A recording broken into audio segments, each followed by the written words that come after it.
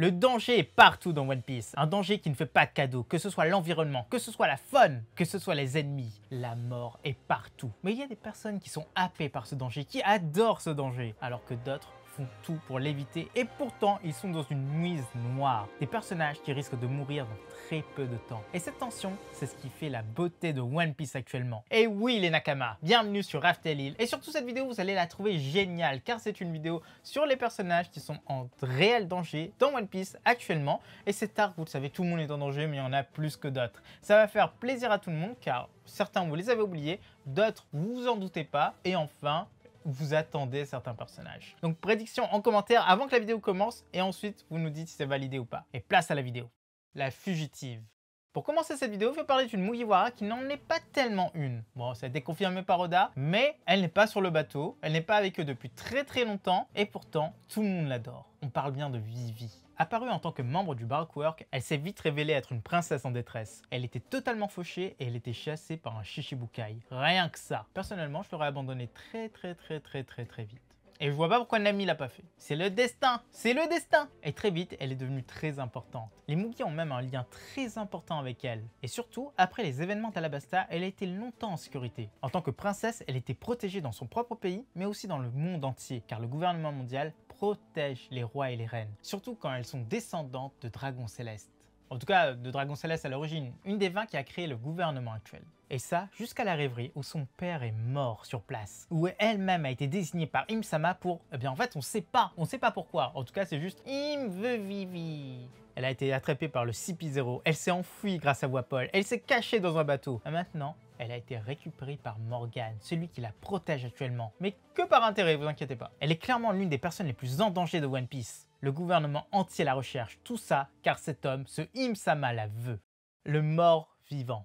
Eh oui, mort-vivant, non pas parce que c'est un zombie de Moria, mais tout simplement parce que cet homme est juste mort, mais il ne le sait pas encore et personne ne le sait pour le moment parce qu'il a fait quelque chose qu'il ne fallait pas. À Dressrosa, de nombreux personnages apparus étaient des alliés des Mugiwara. Ils sont même partis un peu plus loin en proposant leur service dans une grande flotte. Tout ça sous l'impulsion du fameux Bartolomeo, l'homme barrière, le cannibale. Bon, tout ça, en vrai, c'est pas vraiment un cannibale, c'est juste qu'il se moquait de tout le monde et donc on l'appelait le cannibale. Ça n'a pas de sens, ça n'a pas de sens, ça n'a pas de sens. Peu de temps après, ils ont tous eu leur aventure et ils ont tout fait pour monter la renommée de leur capitaine, surtout ce fameux possesseur du Bari-Bari-no-Mi. Et il a fait quoi? Il a attaqué un territoire qui appartenait à Yonko, qui appartenait à Shanks, le fou. Mais oui, surtout, il savait pas le lien entre Luffy et Shanks, il le savait, on sait pas en fait. En tout cas, il a fait l'impensable, il a brûlé le drapeau de Shanks.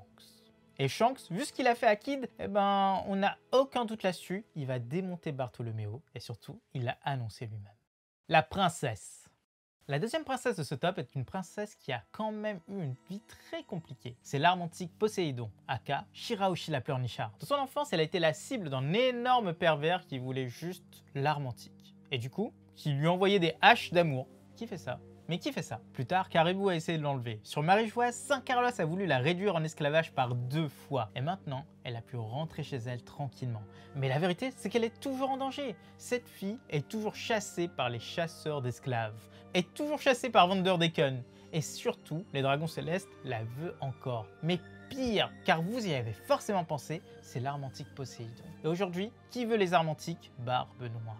Barbe Noire est capable de débarquer sur place, de tout détruire et de prendre Shirahoshi. Et pour comprendre ce point, n'hésitez pas à aller voir notre vidéo sur le sujet en haut à droite. Les perdants.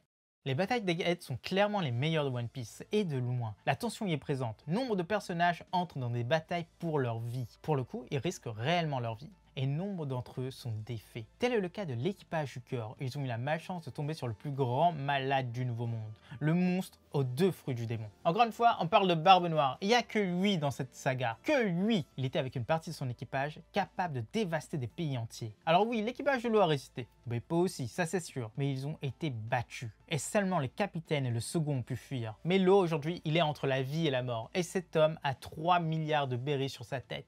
Il a un fruit du démon hyper recherché. Et la renommée que n'importe quel pirate aurait en lui tranchant la tête serait énorme. Donc forcément, il est blessé, il est affaibli, il va être chassé. C'est une des personnes le plus en danger dans One Piece à l'heure actuelle. Sans compter son équipage qui est sans doute sur la ruche en tant qu'esclave. Mais bon, ça... On pourrait parler de Kid ici, mais pour l'instant, il coule à pic. Mort ou pas, on ne sait pas. Le roi des marines. Non, ce n'est pas Akainu, car cet homme n'est absolument pas en danger. Il ne sort pas de son bureau, il reste tranquillement avec le nom de marine qui est aux alentours. Personne ne peut l'attaquer. Alors que les marines de terrain, eux, le sont tous. Depuis quelques mois, une organisation a émergé, la Cross Guild, l'association entre 3 anciens Shichibukai, qui a eu la nomination de leur fake leader en tant que Yonko. Leur dangerosité vient du fait qu'ils ont ajouté des primes sur la tête de tous les marines. Et sur celle de garde, également, il y a 3 milliards de berries. Mais il n'a pas eu besoin de ça pour se mettre en danger, car il s'est jeté dans la bataille de la ruche, il a libéré Kobe, et il est resté sur place, transpercé, proche de la mort, et surtout entouré d'ennemis. La petite famille. Depuis de nombreuses années, un Shichibukai parcourt le monde pour mener à bien les projets du gouvernement. Un Shichibukai tenu par ses sentiments et qui ne voulait que défendre sa fille. Cet homme, c'est Kuma, le soi-disant tyran. Pourtant, il a été dupé par le gouvernement, dupé par Saint-Saturne, et durant des années, il a fait un travail qu'il n'aurait pas dû faire. Il a perdu son âme, il a perdu son esprit, et aujourd'hui, il revient. Il a agi sur Egghead car sa fille était en danger. Alors maintenant, même si sa fille a le contrôle des pacifistas, ils sont tous en danger car les 5 anciens ont débarqué sur l'île. Ils sont tous entourés d'ennemis. Et forcément, il y a aussi tous les Mugiwara qui sont en danger sur cette île, mais aussi les géants. Tout le monde risque sa vie. Les dieux. Sur Marie-Joise, un groupe d'individus a pris le pouvoir depuis plus de 800 ans. Ce sont les dragons célestes et leurs descendants, nommés dieux vivants, y habitent en ayant tous les droits. Oui, tous les droits. En même temps, quand on voit cet escalier, je me dis qu'avoir 1 ou 2 esclaves pour pouvoir m'aider à le monter, c'est pas si mal. Ils n'ont jamais rien eu à faire jusqu'à l'infiltration de l'armée révolutionnaire. Les commandants ont détruit une partie des lieux, ils ont affronté les amiraux. Sabo a vu le vrai visage des 5 anciens et d'Im-sama. Et enfin, dans leur fuite, ils ont brûlé toutes les vivres des lieux et ils ont empêché le ravitaillement. Tous ces privilégiés sont maintenant enfermés dans leur palace et connaissent ce qu'ils faisaient subir à tout le monde autour d'eux, la famine. Les criminels. Lors de cette même rêverie, un nombre élevé d'incidents a eu lieu et ils ont atteint les dragons célestes directement. Et surtout, Saint Carlos, qui l'a mérité mais largement. La première fois, il a essayé d'enlever Shirahoshi, mais Saint Miosgard était là pour l'en empêcher et il a été défoncé. La seconde fois, il a encore essayé d'enlever Shirahoshi. Le gars, il n'a pas compris. Mais là aussi, il a été arrêté, mais par 2 membres de la flotte de Luffy.